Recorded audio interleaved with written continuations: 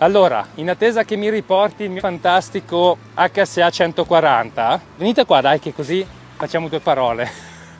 È mio, non guardatelo, state lì buoni. L'R non c'è, infatti cosa vi ho portato oggi?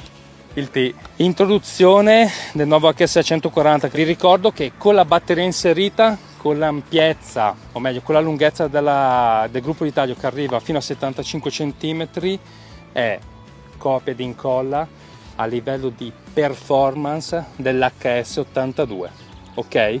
Sia nella versione da rifinitura che da potatura. Vediamo un attimo quello che riusciamo a fare, ma soprattutto percepite.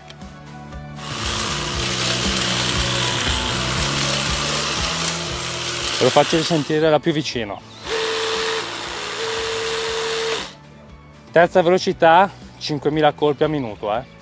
Di impugnatura girevole, la nuova P200S, potenza costante dall'inizio alla fine. Posizione per l'alloggiamento dello Smart Connector, vite per l'ingrassaggio con il Multilab, quindi il nostro grasso multiuso.